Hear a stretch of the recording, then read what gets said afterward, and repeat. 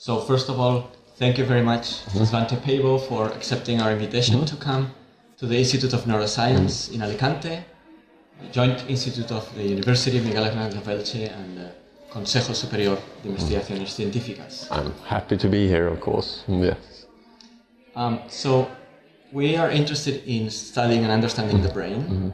So one important question for us to ask you is, what was the contribution of Neanderthals to our brains? Well, I can't really answer that question. From a genetic perspective, if your roots are outside Africa and Europe or Asia, about 2% of your genome counts from Neanderthals.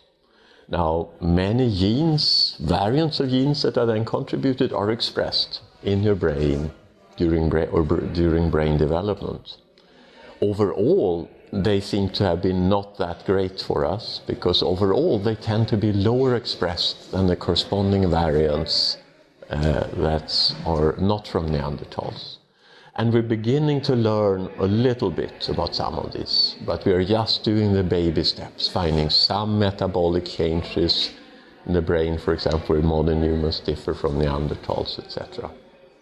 So, beyond the brain, what is in us from Neanderthals?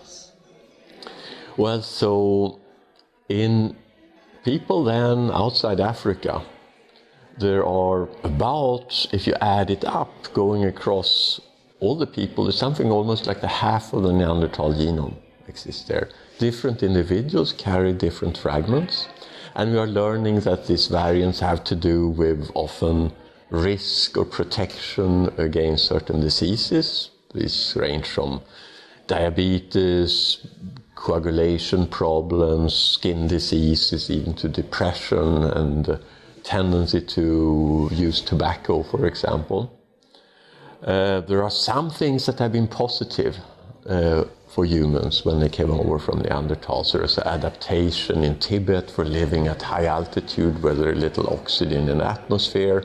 There are things in our immune system that is very likely came over because they were of advantage to fight infectious diseases that may have existed in Eurasia, not in Africa, and so on.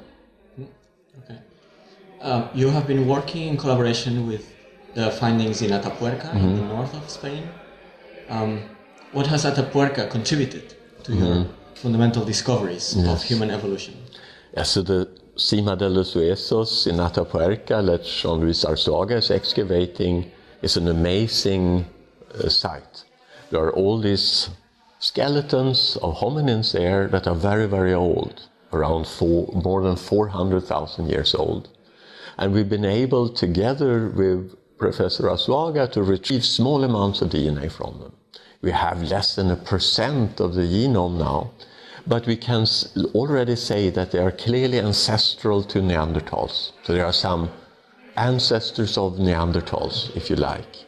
And we are working on this at the moment and hope to maybe have 10% of the genome or so, say, in a year's time. Wonderful. Thank you very much.